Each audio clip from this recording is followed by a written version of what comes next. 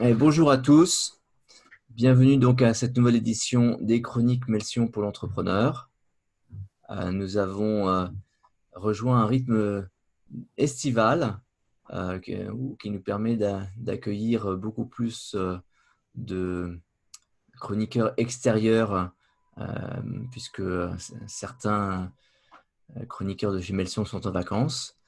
Et donc, nous allons commencer tout de suite en faisant intervenir Pierre Chicha, qui était déjà intervenu à 2 ou 3 ou 4 reprises au tout début de la crise Covid. Donc Pierre est un avocat spécialiste du droit du travail, droit social, et je lui ai demandé de nous faire un point sur les obligations Covid des entrepreneurs à date, parce que c'est des choses qui bougent assez fréquemment avec des tas d'atermoiements, d'allers-retours. Donc Pierre, explique-nous quelles sont les contraintes qui pèsent sur l'entrepreneur en termes de Covid actuellement. Alors, il y a plein de contraintes et puis ça sort régulièrement. Euh, la première chose que je voulais voir, c'était un petit peu dans la droite lignée de ce qu'on avait fait sur les précédentes interventions. On avait beaucoup parlé de l'activité partielle. Juste vous indiquer que depuis le 12 mai, ce qu'on vous indiquait avec mes confrères lors de nos interventions est devenu une réalité puisque il y a de plus en plus de contrôles qui se déclenchent sur l'activité partielle. Et donc, il faut être prudent et il faut essayer de ne pas avoir trop abusé de l'activité partielle parce que les sanctions sont susceptibles d'être très lourdes. Sanctions lourdes, ça veut dire remboursement des sommes versées et puis interdiction de toute aide pendant 3 à 5 ans, plus des sanctions pénales qui sont directement imputables ou payables par l'employeur. Alors, Euh, Pierre, je rappelle aux entrepreneurs qui nous écoutent que parmi les toutes aides auxquelles on a pu le droit pendant 3 ans, il y a évidemment tout ce qui est du régime de l'entreprise innovante, etc. ah bah bien sûr, oui, oui, oui. Ça Donc sera... là, les conséquences peuvent être catastrophiques. Donc on déconseille toujours autant et encore plus et sans arrêt aux gens de mettre les gens en activité partielle et de leur faire du télétravail parce que s'ils se font toper, ben, on ne pourra pas faire grand-chose pour eux, somme toute. Et que Mhm. tu contrôles matériellement aujourd'hui. Moi, j'ai 3 clients chez qui il y a eu des contrôles et j'ai des confrères qui ont des clients chez qui il y a eu des contrôles. Alors après, le texte du 12 mai, la circulaire du 12 mai, elle fixait un ordre de priorité. On va commencer par contrôler les rémunérations les plus élevées, etc. Et puis dans certains secteurs d'activité, type le bâtiment. Mais je pense qu'il y a beaucoup de gens qui auront droit à des contrôles. Alors ça commence par des questions, c'est validé dans 90% des cas, mais quand c'est invalidé, c'est susceptible de faire mal. Euh, Toujours dans la question Covid, on avait abordé tout ce qui était sécurité au travail, etc. Je vous précise juste que l'État qui a l'habitude de faire cadeau de ses obligations aux employeurs a recommencé pas plus tard que cette semaine, puisque vous avez tous l'obligation de faire des stocks de masques. D'accord. Et on ne parle pas de 3 jours de masques, vous devez avoir en permanence, ou en tout cas vous devez avoir stocké pour la rentrée 10 semaines de masques pour l'ensemble de vos salariés. Donc ça, c'est une obligation, je crois, une ordonnance du 22 ou du 23 juillet qui est tombée et qui est. Et je pense que vous avez tous dû recevoir, en tout cas, nous, on est plusieurs dans le secteur du droit, à avoir reçu de nos caisses de nos médecines du travail un rappel à l'ordre nous rappelant qu'il fallait qu'on commande des masques de telle et telle référence pour cette date-là. Cool. Cool. Non, mais tu sais, c'est comme quand on a demandé au début, on faisait nos déclarations de TVA à la main, et puis on ne nous a pas baissé nos impôts quand on a saisi à la place des agents de l'administration. Donc là, maintenant, il faut qu'on commande les masques pour l'État. Peut-être qu'on nous les réquisitionnera quand il y en aura besoin pour les soignants, on verra. C'est un autre débat. Mhm. Euh, Bien. Donc, en dehors de ça, l'État a mis en place un autre coussin d'amortissement, mais qui suppose alors soit un accord d'entreprise, soit un accord de branche, soit en tout cas il faut un accord qui est une activité partielle spécifique de longue durée. C'est-à-dire que ils se sont rendus compte que la crise n'avait pas duré 5 minutes et que structurellement, avant quelques mois, voire quelques années, il y a des structures qui auraient besoin d'avoir recours à l'activité partielle sur le temps. Et donc, ils ont mis en place un dispositif spécifique. Alors, il y a un certain nombre de conditions. Une des conditions, c'est que la réduction d'activité doit être limitée. C'est-à-dire que vous ne pouvez pas descendre vos salariés en dessous de 40% du temps de travail, du temps de travail hebdomadaire de 35 heures. Mais si vous êtes dans des conditions qui permettent d'avoir recours à cette activité, ça peut éviter, le cas échéant, 1, 2, 3 ou 10 licenciements et puis maintenir la prise en charge par l'État de l'activité partielle. Alors, toujours sur l'activité partielle, je vous rappelle qu'au début, quand on a commencé nos suivis au mois de mars, on était sur des activités partielles limitées à 6 mois. J'avais, moi, donné le conseil de les faire le plus long possible. Et pour cause, c'est qu'aujourd'hui… Attends, on t'a pas bien entendu là, Pierre? Ouais, je disais que j'avais donné à l'époque le conseil de les faire le plus long possible, donc sur 6 mois. Parce qu'on peut les renouveler, effectivement, elles sont maintenant passées à 1 an et elles peuvent être renouvelables. Le seul truc, c'est que quand on renouvelle, on est obligé de prendre des engagements. Engagements qui peuvent être des engagements de formation ou de maintien de l'emploi, c'est-à-dire qu'on peut s'interdire de licencier pendant X temps.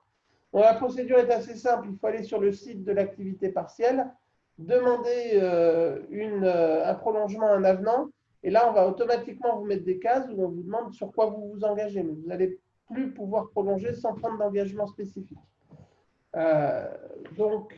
J'avais effectivement ça. Et puis, on a des modalités un peu spécifiques de maladie en sortie de période d'état d'urgence. Mais ça, je dirais que c'est epsilonesque et que globalement, aujourd'hui, ce qu'on voit, le plus gros problème qu'on a chez nos employeurs, c'est que j'ai l'impression que la période Covid a généré des changements de mentalité, de fonctionnement, etc. Et j'ai plus d'employeurs qui se plaignent d'avoir un refus de leurs salariés de prendre leur poste que d'employeurs. Alors j'en ai quelques-uns qui me demandent de mettre en place des licenciements économiques, mais j'en ai un certain nombre qui me disent je suis un hôtel, j'ai besoin de 30% de mes effectifs, je les fais passer par roulement et les salariés ne veulent pas venir, qu'est-ce qu'on fait? Donc nous on fait des notes de service, on leur dit que s'ils ne viennent pas, c'est absence injustifiée. Et ben on pourra éventuellement, le cas échéant, s'il y en a qui continuent à ne pas avoir envie de travailler, passer par la case licenciement, mais à un coût beaucoup plus restreint. Voilà. C'est un petit tour d'horizon des sujets qui me paraissaient intéressants à voir aujourd'hui avant de partir en vacances. Je vous précise aussi que je suis, moi, pour ma part, opposé au licenciement économique au mois de juillet et au mois d'août. S'il y en a qui ont des besoins, je pense que ça fait depuis le mois de mars que la situation dure, ça peut attendre le retour de congé. Ok, merci beaucoup Pierre. C'était un petit point nécessaire pour tous.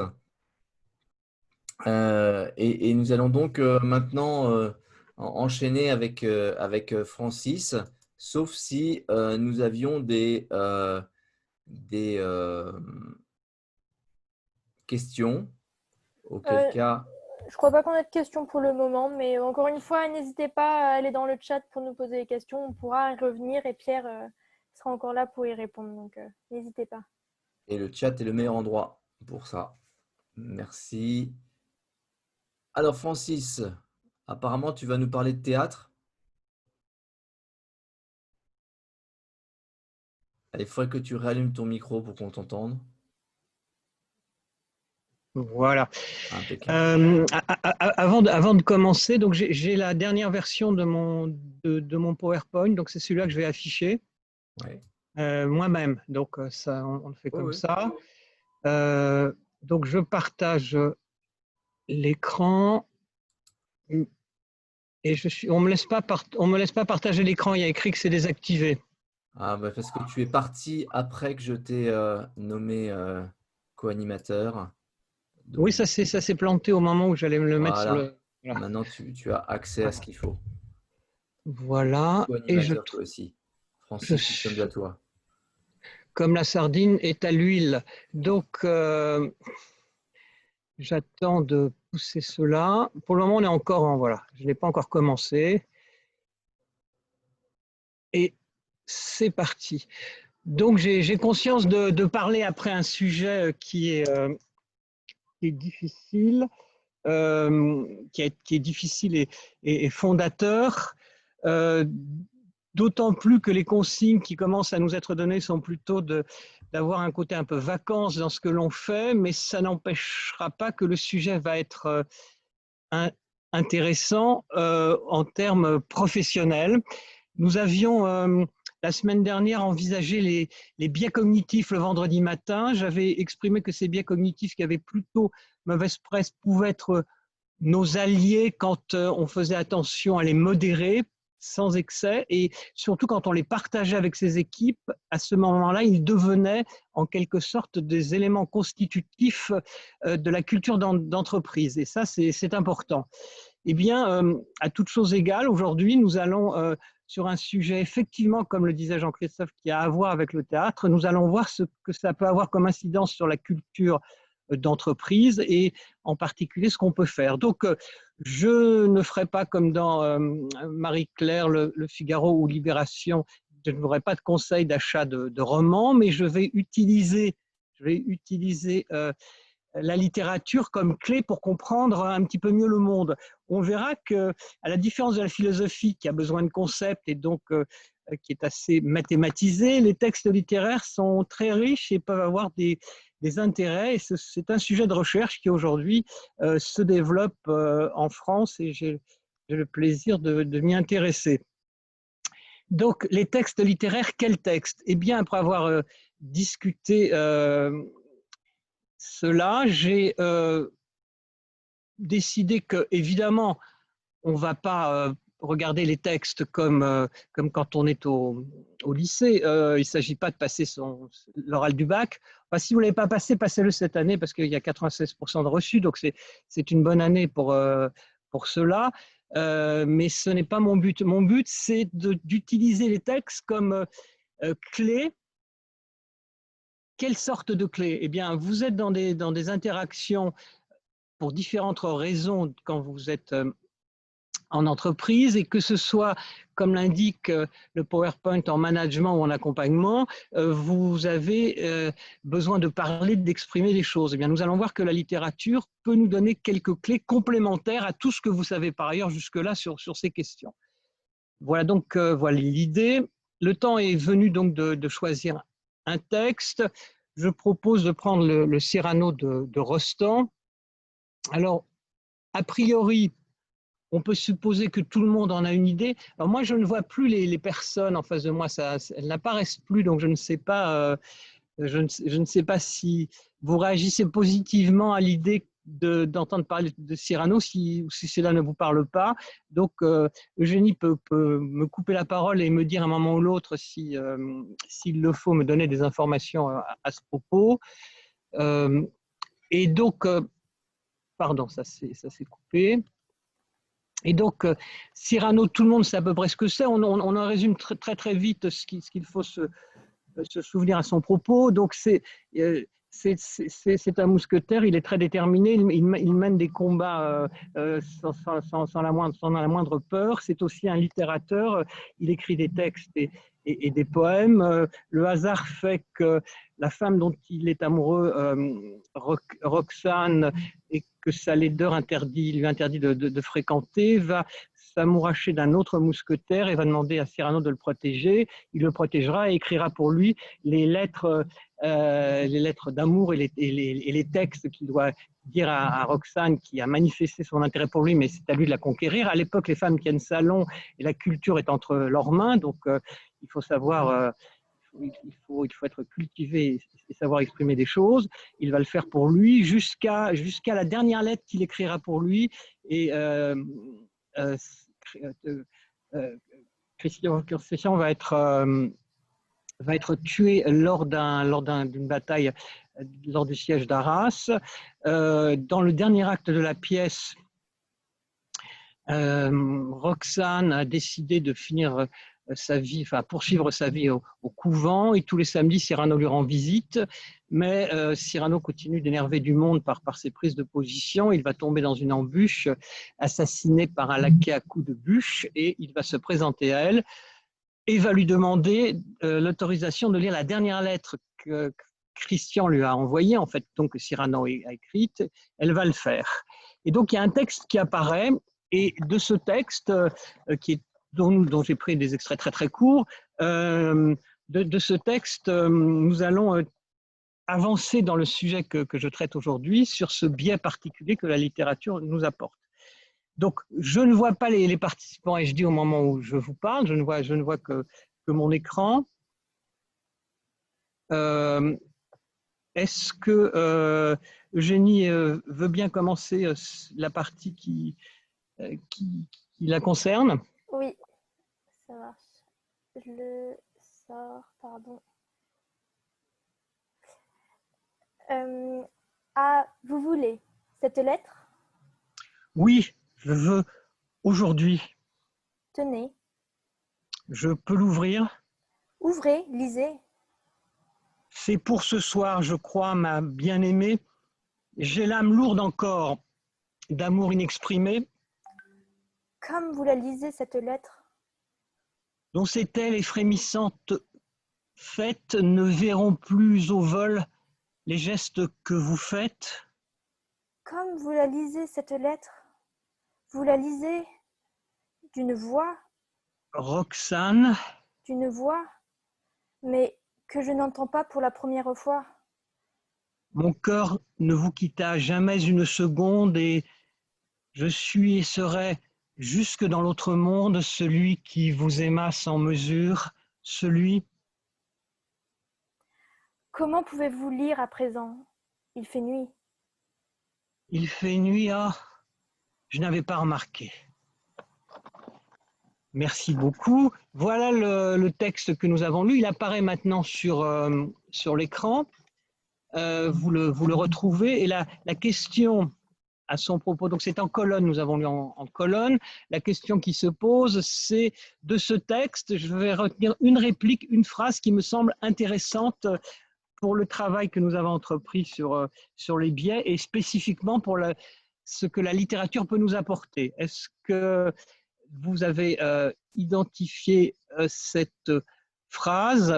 Est-ce qu'en revoyant le texte, ça vous apparaît? Je ne sais pas. Je ne sais pas du tout si cette question est difficile ou simple. Je ne sais pas s'il peut y avoir unanimité. Ne vous voyant toujours pas, je suis comme à la radio. Je vais avancer dans mon propos. Et avançant dans celui-ci, je vais maintenant donc faire apparaître la phrase dont je pense qu'elle peut nous intéresser. Il fait nuit, ah, je ne l'avais pas remarqué. Bon. On voit très bien que ce qui la caractérise, c'est une contradiction inhérente à ce qu'elle est elle-même, puisque la nuit, évidemment, je n'ai pas précisé qu'ils étaient dehors au moment où ils se parlaient, sinon ça perd de son intérêt, ils étaient dehors dans un jardin, et donc bah, la nuit, on n'a pas à la remarquer, elle va elle-même exprimer l'impossibilité de lire, et c'est ce qui fait la force de cette phrase. Il y a une deuxième phrase comme ça, je crois, dans toute la pièce, et qui apparaît quelque temps après dans cet acte-là. Cette deuxième phrase du même acabit, et celle-ci, c'est le vers suivant. Donc là, la contradiction est encore plus forte. Elle apparaît au plan des sentiments. Le premier apparaissait au plan des faits concrets. C'est bien les deux domaines dans lesquels Cyrano exerce ses talents, des choses concrètes, les combats, et les sentiments, les lettres qu'il écrit. Donc, cela me permet de dégager un biais que j'ai appelé le biais de réalité impossible. Donc, un biais de réalité impossible. Ce biais de réalité impossible, cette dissonance cognitive,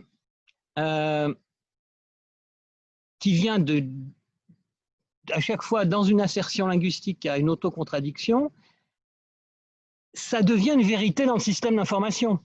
Dans le système d'information où l'on est, on a quelque chose qui fait sens.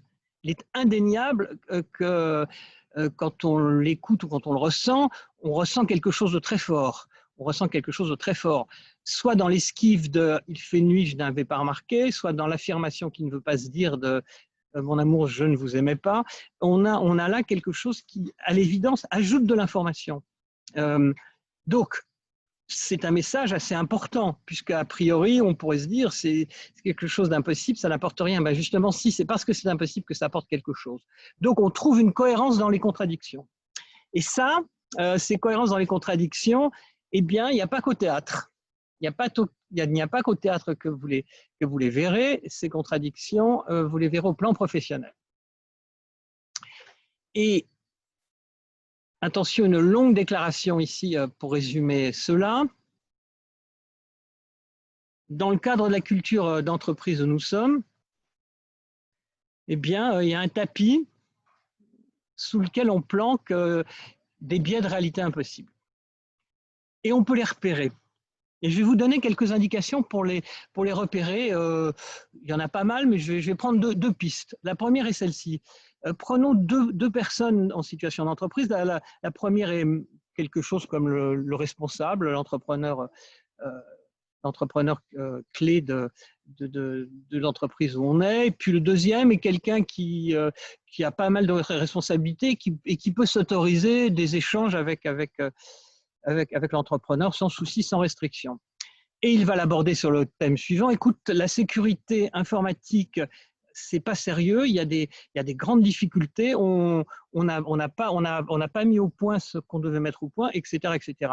Et à chacun des arguments que va donner l'intéressé, le DG, en quelque sorte, va à chaque fois réagir en donnant des arguments pour ne pas bouger, pour ne pas changer ou ne pas changer comme il faut. Donc, on est dans une situation dans laquelle on a l'impression qu'on dit des choses qui sont incontournablement indispensables, exactement comme ce que nous a dit Pierre tout à l'heure, ou ce qu'il dit là, on écoute ça, on dit oui.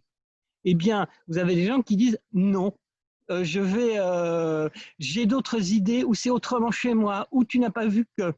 Et là, quand vous avez des résistances qui sont au-delà du raisonnable, c'est qu'il y a un biais de réalité impossible qui est planqué quelque part. Deuxième piste pour les repérer, d'un coup, il y a des soucis dans une entreprise, et Dieu sait que malheureusement, c'est arrivé très souvent, et d'un coup, on a un sentiment que tout ce qui était organisé se désorganise en allant beaucoup plus loin que ce qu'on attendait, et sur des thèmes tout à fait étonnants. On voit apparaître des difficultés sur des sujets qui semblaient stables. On n'avait pas l'impression que tout était en difficulté. Et bien, quand c'est ça, c'est que des choses étaient maintenues dans les périodes de croissance ou de vie relativement stable ou agréable en entreprise. Les choses tenaient bon. Et à partir du moment où la réalité a explosé, les contradictions sortent du bois comme les fourmis, et elles commencent à agir à leur compte. Voilà deux manières de s'y prendre pour les repérer. Et de façon plus générale, quand on les repère, on essaie de sortir de la cohérence, de cette incohérence par le haut. Mais nous ne verrons pas d'exemple concret complémentaire aujourd'hui, puisqu'il faut s'en tenir à un sujet, et ce n'est que la première fois qu'on parle de cela. Mais en tout cas, les repérer est déjà une bonne chose, avant même de pouvoir les régler. Et puis, sortir par le haut, cela veut dire que les échanges que l'on va proposer, il faut grosso modo qu'ils soient de cet ordre-là. Comme l'indiquait Cyrano, des choses concrètes, des informations concrètes, des informations liées à l'émotion. Ne pas rater les moments d'humour que l'on peut faire passer et partager, parce qu'ils sont extrêmement débloquants en général, et savoir le timing que l'on veut faire vivre dans cette histoire. C'est l'attitude à avoir dans les échanges. Donc, mode opérationnel pour une autre fois. Nous arrivons maintenant en conclusion de notre propos, en le résumant une fois encore pour que cela reste présent en nos esprits une fois que nous en aurons fini. Ces qualités-là chez Cyrano, à la fois dans l'action concrète et à la fois dans l'expression de ses émotions, est important. Les informations concrètes chez lui, c'est les combats et les informations émotives, la poésie. on est dans une tragicomédie et le conseil que je vous laisse lire le conseil que je suggère en conclusion de ce propos. Pour bien comprendre que la littérature nous livre des clés, mais elle nous livre en tant que littérature. Il ne s'agit pas de faire la même chose. Je ne vous encourage pas à vivre comme Cyrano, mais ce que je vous encourage à faire, c'est de comprendre que dans les textes, il y a une philosophie de vie qui peut très bien s'appliquer à l'entreprise et qui est très riche. En tout cas, c'est ce point de vue un petit peu original que je voulais vous proposer dans cette chronique d'été, en vous remerciant et en vous souhaitant de bonnes lectures. Merci beaucoup, Francis. Donc, après cette session littéraire, voilà, on va revenir. Tu peux arrêter ton partage. En fait, je peux rien. Si, tu as un petit point pour arrêter ton partage. C'est en haut. Oh, à droite. Ouais, c'est Voilà. bon. C'est Parfait. Donc, merci pour ce point de littérature. Et je vous rappelle que c'est l'été et donc vous avez forcément plus de temps pour faire vos lectures. Et quant à moi, je voulais vous parler de lecture aussi. Probablement moins la littérature, mais vous allez voir que ce que je vous propose, ce sont des lectures qui sont sous forme du roman. Donc, c'est quand même pareil. Pourquoi est-ce que ça ne part pas? Voilà. Donc, je vous propose de parler de Goldratt. Goldratt, en fait, attendez. Goldratt, il est un auteur qui est mort à 64 ans il y a 9 ans. C'était à l'origine un physicien qui a décidé de faire la physique parce qu'il avait pour ambition de résoudre les problèmes du monde. Et donc, il tenait avant ça à acquérir des outils pour faire ceci, et c'était la physique. Il est sorti de son doctorat et il a monté avec son frère une boîte de logiciels qui faisait un logiciel d'optimisation de la production. Donc, il appelait Opt et il a, pendant une dizaine d'années, cherché à convaincre les entreprises d'utiliser son logiciel. Quand elles l'utilisaient, ça marchait très, très, très bien. Mais ni le bouche à oreille, ni les références n'avaient l'air de pouvoir lui permettre de changer ce mode de développement où il fallait qu'il aille chercher à la petite cuillère, les uns après les autres, ses clients. Et donc, il s'est aperçu qu'en fait, il était un évangéliste, qui était du coup celui qui était obligé d'être là pour raconter la vision du logiciel. Et il s'est dit que tant qu'à être un évangéliste, eh ben, il fallait qu'il écrive un évangile. Et il est du coup devenu un gourou du management. Alors, à mon sens, il fait partie, il est dans mon top 5 des personnalités les plus importantes du XXe siècle, ou en tout cas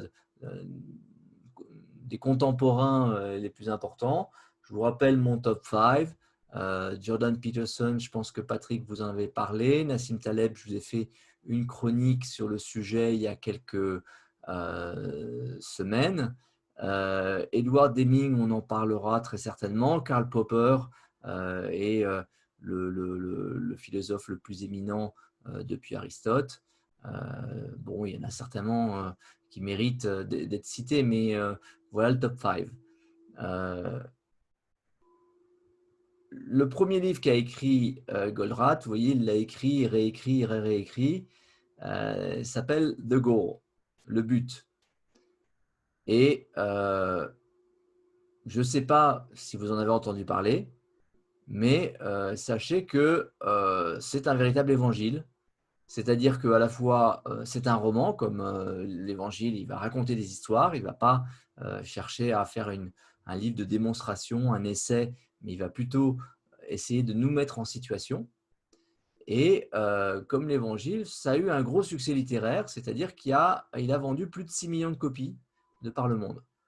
6 millions de copies, on commence à être dans les grosses ventes, et pourtant, on n'est pas dans le loisir, on n'est pas dans le Harry Potter. Il va raconter donc l'histoire d'Alex et Jonah, Alex étant le dirigeant fraîchement nommé à la tête d'une usine, et Jonah étant un de ses anciens professeurs qu'il a retrouvé un peu par hasard et qui s'avère être devenu un gourou du management.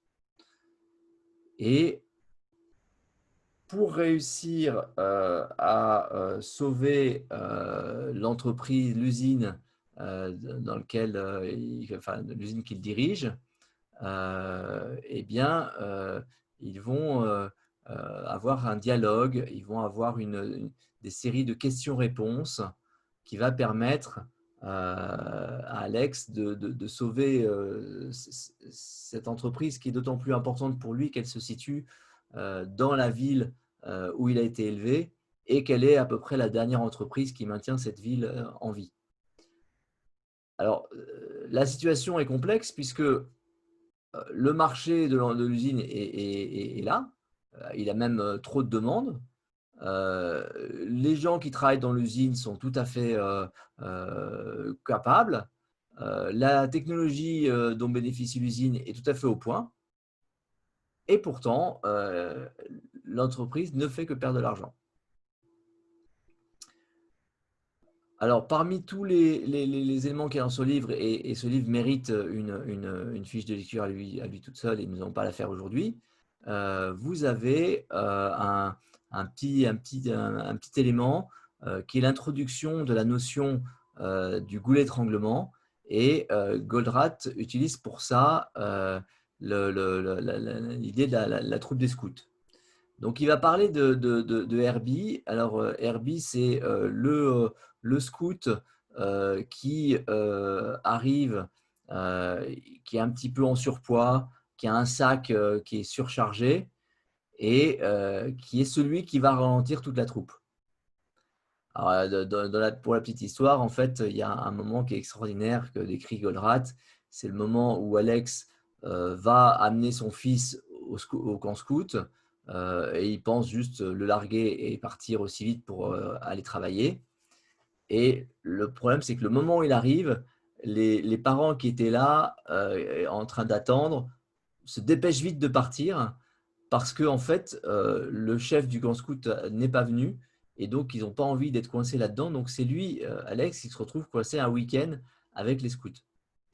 Et là, il a un problème parce qu'ils vont faire une marche, et en fait, la marche va être considérablement ralentie par Herbie, qui est beaucoup plus lent, mais qui va aussi être considérablement ralenti par la façon dont est organisée la marche. C'est-à-dire que les plus rapides vont en tête, et ils marchent très vite, et puis ils sont obligés d'attendre, et puis du coup, pendant tout ce temps-là, ils s'arrêtent. Quand Herbie arrive, ils repartent quasiment tout de suite, donc Herbie a à peine le temps de se reposer. Mais ça fait aussi, pour les plus rapides, d'une part, ça veut dire qu'ils ne vont pas plus vite qu'Herbie, mais en plus, ils vont probablement encore plus lentement parce que Herbie il va s'arrêter, et que le temps que la troupe reparte, Herbie ne sera pas à marcher constamment. Et le rapport avec l'entreprise, c'est qu'en fait, finalement, on va considérer que chacun des scouts est une des opérations de l'entreprise, et que le produit passe d'un scout à l'autre, et que sa vitesse est la vitesse à laquelle on peut produire, et la longueur de la file des scouts, c'est l'ensemble de l'argent qu'on immobilise dans la production sous forme du work in progress. Alors, la solution, bien sûr, c'est de mettre Herbie en tête. Et donc, à partir du moment où c'est Herbie qui est en tête, eh ben, la troupe va marcher de manière beaucoup plus régulière. Et si derrière, il y a du retard, ce n'est pas grave, ils seront toujours capables de le rattraper puisque Herbie est le plus lent d'entre eux. La deuxième étape, ça va être de décharger Herbie de son lourd sac sur les plus capables. Et donc, on va augmenter la vitesse d'Herbie et donc augmenter la vitesse de l'ensemble du groupe. Alors évidemment, dans l'entreprise, on ne peut pas mettre Herbie, on ne peut pas mettre le goulet à la fin. Donc la solution, c'est de mettre Herbie avec un lien qui empêche le premier ou le plus rapide d'aller plus vite qu'Herbie. Voilà la façon qu'a Goldratt de présenter dans ce premier livre son concept fondamental qui est le concept du goulet d'étranglement, c'est-à-dire cette partie de votre activité qui, si elle va à 100%, vous permet à vous d'atteindre le potentiel maximum de votre entreprise. Et si ce goulet s'arrête, ne serait-ce qu'une minute pour respirer, eh bien vous perdez une minute de production de l'ensemble de l'entreprise. Ce que ne produit pas le goulet est perdu à jamais. Et du coup, on doit tout faire pour que le goulet soit constamment en train de fonctionner. Donc, ceux qui sont avant dans le process doivent laisser de l'espace afin qu'il y ait toujours de quoi se rattraper. Et puis derrière, il ne faut surtout pas aller plus vite pour ne pas bousculer Herbie. Le livre suivant est quelque part une suite, donc il est de 94. C'est une suite parce que c'est le même héros. Il a été promu, alors évidemment, et comme il a sauvé l'usine, ben maintenant on lui a confié un petit ensemble de filiales à redresser. Ce sont des filiales qui sont des diversifications, qui ont été achetées probablement pas au bon moment, et puis qui vont être redressés par Alex. Sauf que le président qui l'a mis en place et qui est à l'origine de ces diversifications va partir à la retraite l'année prochaine et il n'a pas du tout l'intention de laisser derrière lui un chantier inachevé que son successeur pourrait lui mettre sur le dos. Donc, du coup, il lui fait savoir qu'il souhaite que cet ensemble de filiales doit être sorti du périmètre avant la fin de l'année. Et là, pour Alex, c'est terrible parce qu'il a fait faire à toutes ses équipes un effort considérable pour redresser ces entreprises. Le redressement est acquis, mais il n'est pas suffisant eu égard au prix d'acquisition qui avait été fait en haut de cycle. Et donc, il va devoir se confronter à du marketing, de la production, mais aussi de la stratégie. Donc, dans ce livre, Goldratt vient nous expliquer que sa théorie, qu'il appelle la théorie des contraintes, a une application qui va bien au-delà de l'usine dans laquelle il situait son premier livre, mais ça a un impact sur la façon de faire le marketing, même de faire les ventes, et ça va même jusqu'à la question de la stratégie. La réflexion dans ce livre de le rapport qu'on peut avoir avec ces investisseurs est très intéressante. L'outil principal que Goldratt va présenter dans ce livre, c'est ce qu'il va appeler les thinking processes, c'est-à-dire des méthodologies pour que tout un chacun, n'importe qui en fait, soit capable de faire le travail que lui fait d'habitude. Donc, comment identifier le problème clé, comment le résoudre, comment transformer ça en une stratégie implémentable et faire en sorte que l'ensemble de nos collaborateurs l'acceptent et l'utilisent dans leur quotidien. Le livre suivant, c'est un livre qui va traiter d'un quatrième aspect du business. C'est-à-dire que pour Goldratt, il y a 4 types de business. Il y a les gens qui fabriquent des machines, Et on entend par là les machines qui servent à produire. Donc, les gens qui vont faire des machines à emboutir, des machines à produire des gaz compressés ou des machines à véhiculer les produits sur une chaîne. Et il dit, ça, c'est différent par rapport à ceux qui fabriquent des composants qui sont assemblés après dans des machines. C'est encore différent de ceux qui font des produits finis grâce aux machines et aux composants et qui les vendent dans un circuit de distribution. Et le quatrième type de business, c'est ceux qui travaillent sur des projets. Un immeuble, un logiciel, ou dans certaines entreprises, il y a des productions de produits finis et il y a des projets qui sont la création le prototype et la R&D pour faire le prochain produit fini. Alors la question que pose Goldratt, c'est pourquoi est-ce que les projets sont constamment en retard, hors budget et hors spec? C'est-à-dire que tous ceux d'entre vous qui ont fait des projets, vous savez que systématiquement vous avez un retard, qu'en fait ça va vous coûter plus cher que ce que vous imaginiez et que vous allez être obligé de couper des parties du projet que vous n'avez pas le temps de faire pour finir au moins pas trop en retard et au moins pas trop cher. Et ça, c'est un sujet qui est extraordinairement intéressant parce qu'il nous entoure constamment. On passe notre temps à se confronter à des projets qui sont mal gérés. Alors, là encore, ça demande une fiche de lecture en soi. L'impact que cela a est absolument énorme sur les entreprises qui l'appliquent. Je vous mets en lien une vidéo que nous avons faite lors d'un de nos séminaires de rentrée du mois d'août, où la dirigeante d'une usine de Airbus Air Liquide avait redressé en 4-5 mois une entreprise qui était en perte depuis 5 ans et dont les 3 précédents dirigeants avaient tous démissionné. Et ce retournement ne tient à rien d'autre qu'à l'application de ce livre. L'outil que va utiliser Goldratt dans ce livre, c'est ce qu'il va appeler les mafia offers. Donc, c'est l'offre qu'on ne peut pas refuser.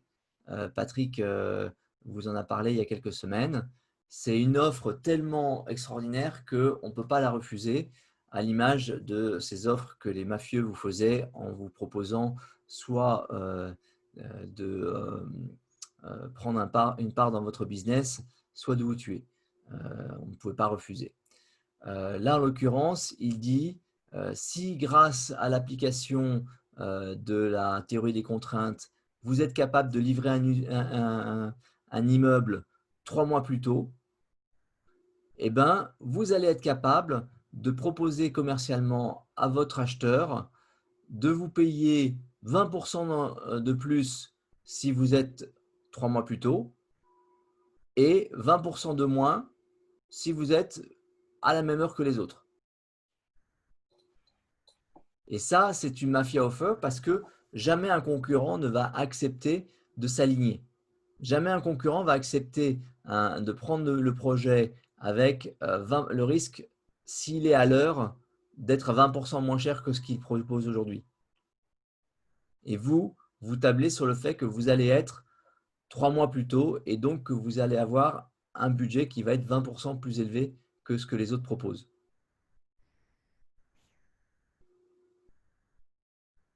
Quatrième livre, Un an pour sauver l'entreprise, c'est la traduction française. Je précise que l'ensemble de ces livres ont été traduits et qu'ils sont édités par les éditions de l'AFNOR qui, du coup, en a fait une vache à lait incroyable. Donc, les livres français sont 50% plus chers que les livres anglais. Mais bon, c'est probablement le coût de la traduction. Dans cet ouvrage, Goldratt va traiter de la question des ERP, c'est-à-dire les systèmes de gestion intégrés, et il va demander quelle est leur utilité. Juste pour mémoire, une entreprise comme Valeo, donc qui doit avoir 25 000 collaborateurs, ça lui avait coûté à peu près 400 millions d'euros d'implémenter son ERP.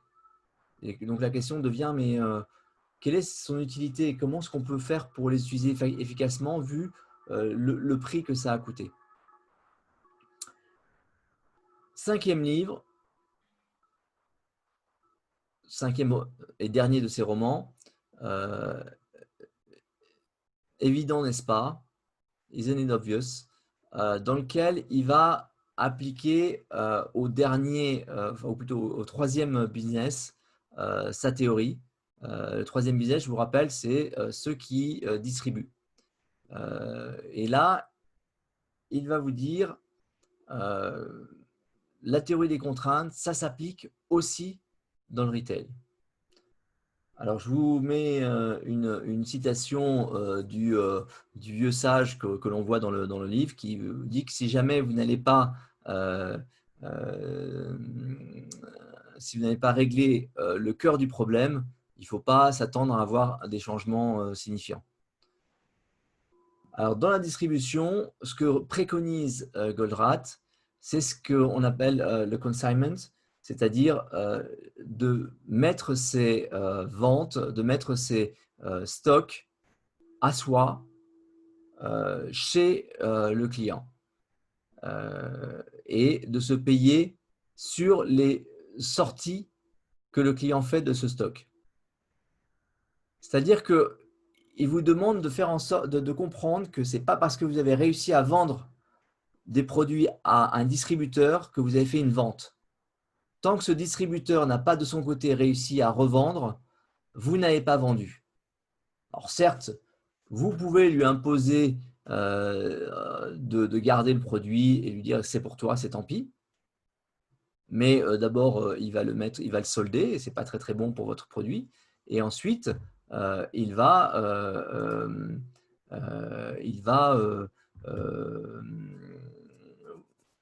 vous en vouloir de lui avoir vendu des produits qui ne sont pas revendables de son côté.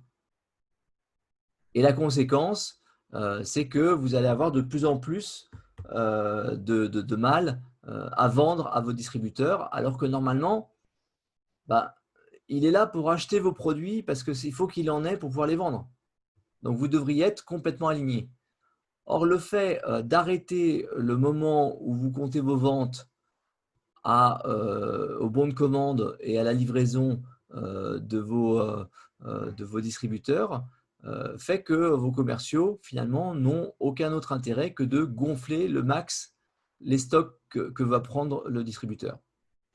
Ça introduit des tas de difficultés chez vous, puisque ce que ça va faire, c'est que ça va faire des phénomènes de stop and go, où votre distributeur va vous acheter tout d'un coup des grosses quantités qu'il va stocker, et puis rien vous acheter le temps qu'il arrive à vider son stock. Et donc, vous avez à courir à toute vitesse pour livrer la commande, et puis après, attendre, donc avoir fait des heures sup pendant le moment où il fallait livrer à tout prix, et puis après vous retrouvez avec une usine qui vous coûte et qui ne rapporte rien. La façon de faire le consignment, c'est qu'en fait on va chaque jour livrer les ventes qui ont été faites la veille. On va recompléter chaque jour à proportion de ce qui a été vendu. Éventuellement, on va compléter quand on voit qu'il y a une forme d'accélération, de manière à être capable de suivre les ventes. Dans ce système, les stocks sont centralisés, c'est-à-dire que comme vous n'avez pas envoyé des stocks chez vos distributeurs et que vous les avez chez vous, vous avez plus rarement le moment où un produit est disponible chez un des distributeurs qui n'arrive pas à le vendre et en rupture chez un autre distributeur qui, lui, a une clientèle pour ça. Si votre stock est centralisé, vous allez faire ça beaucoup plus facilement. Et si votre stock est décentralisé, la quantité de produits qui doivent être dans le système pour pouvoir satisfaire les clients et devient exponentiellement importante. Donc, vous allez gaspiller de l'argent qui va être dans un stock décentralisé qui va se retrouver partout avec chacun qui prend un risque en plus de pas avoir, de pas tout vendre. Alors, on garde la propriété du stock et on recomplète, on rééquilibre les stocks entre les différents distributeurs. Alors, les conséquences de ça, c'est que chaque distributeur ne va plus avoir que 2, 3, 4, 5, 10 jours max de produits dans son magasin. Il va retirer de son magasin tout ce qui finalement dépasse le temps de réapprovisionnement plus un petit stock tampon pour le cas où. Donc le magasin, il va sembler vide.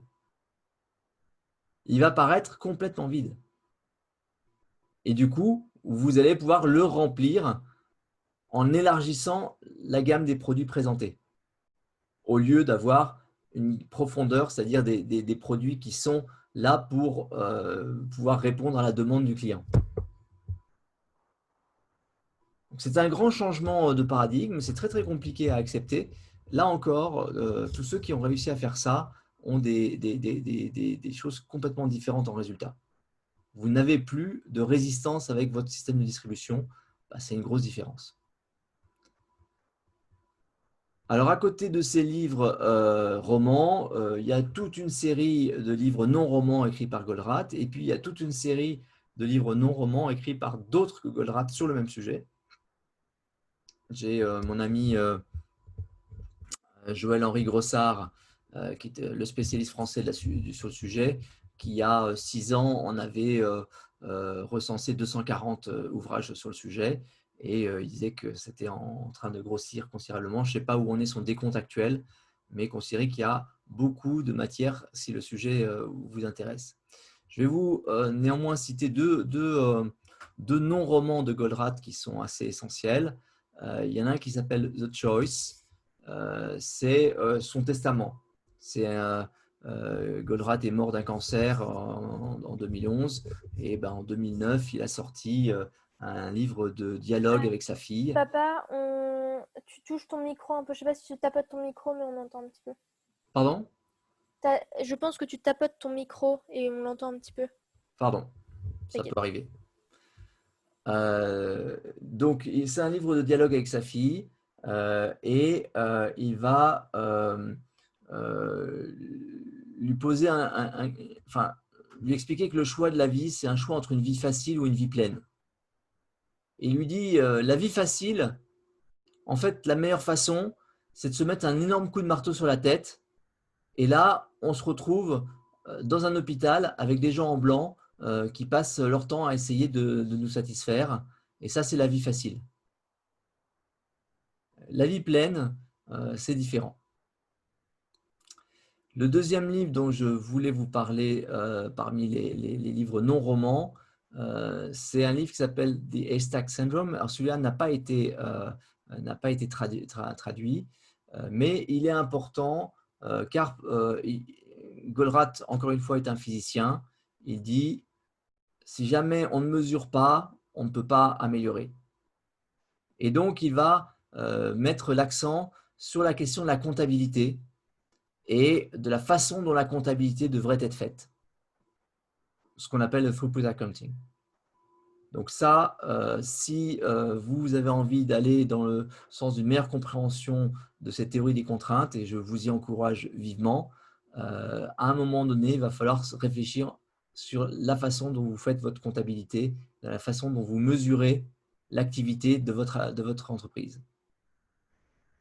Les conclusions de cette présentation, de cette chronique, ce sont des livres dont vous ne pouvez pas vous passer. C'est compliqué d'être un entrepreneur à succès, de ne pas les avoir lus. En tout cas, vous avez décidé de faire un sprint avec les bras attachés dans le dos. C'est un livre qui est, en tout cas, le but de Goal fait partie des lectures obligatoires dans les MBA. Ça ne veut pas dire que les gens qui ont fait des MBA l'ont compris, mais ça veut dire qu'ils l'ont lu, ils l'ont trouvé sympa en général. Ça demande souvent un peu d'expérience pour bien l'apprécier. Parce qu'il n'y a que à ce titre qu'on voit à quel point ce qu'il décrit n'est pas ce qui se passe dans les entreprises. Sinon, ça paraît évident et on se dit, bah oui, bah, ça doit être comme ça. Mais en fait, c'est très, très, très rarement le cas.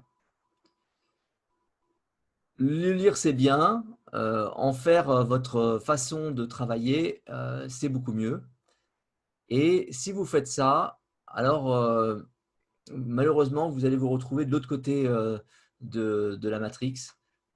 C'est comme prendre la pilule bleue ou la pilule rouge dans Matrix. C'est subitement, vous voyez partout le mal. Moi, le truc qui m'avait par exemple fasciné, c'était d'arriver à l'aéroport et de voir que la compagnie aérienne avait décidé de laisser ses clients attendre 2 heures pour embarquer, puisqu'en fait, il y avait une longue queue de 2 heures avec les guichets au bout, et les guichets au bout arrivaient à gérer le rythme de cette queue, puisqu'en fait, à chaque fois qu'il y avait des nouveaux qui arrivaient, ça ne dépassait pas les 2 heures de queue. Donc, ce n'était pas la capacité de traitement de la queue qui était un problème, c'était le moment où on avait commencé à mettre la capacité adéquate. Donc, on avait attendu que la queue soit suffisamment longue pour mettre du personnel au travail. Une autre façon de voir le monde. Voilà, j'espère que ça vous donne des idées. Est-ce que vous avez des questions? Je crois pas, je n'en vois pas. Moi, j'ai une petite question, excusez-moi. La traduction en française, elle est bien, si on veut lire. La traduction duquel? Le but. Et ils ont tous été traduits, relativement bien traduits.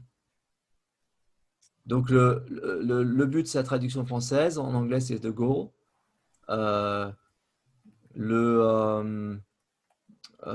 It's not luck, c'est traduit par ce n'est pas une question de chance, je crois. Et puis, Critical Chain, c'est devenu la chaîne critique. Donc, il y a toute la collection Goldratt, de toute façon, très facile à trouver. Vous allez sur Amazon et vous tapez Goldratt. Ce sont les premières ventes de livres en management. Et depuis longtemps, et ça continue. D'accord, merci. J'irai voir sur Amazon. Oui, c'est très facile. J'ai des demandes sur ta présentation, donc je vais mettre le lien dans le chat.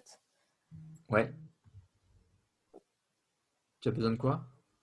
Du lien vers ta présentation. Elle est en ligne, hein? Oui, je vais la chercher. Ok. Good. Eh bien, écoutez, il me reste à vous remercier pour votre présence. C'est toujours agréable d'être soutenu dans cet effort que l'on fait pour structurer nos contenus. Merci à Pierre et Francis pour leur chronique. Ça apporte toujours à la fois des éléments pratiques qui nous sont utiles et à la fois des éléments de réflexion qui nous font du bien. Et je vous donne rendez-vous la semaine prochaine avec des nouveaux invités et des nouveaux sujets. Hop. J'envoie le lien avant que vous ne partiez tous. Voici le lien vers la présentation de GXO. Et merci à tous. Et merci à Francis et à Pierre. À bientôt. Merci Eugénie.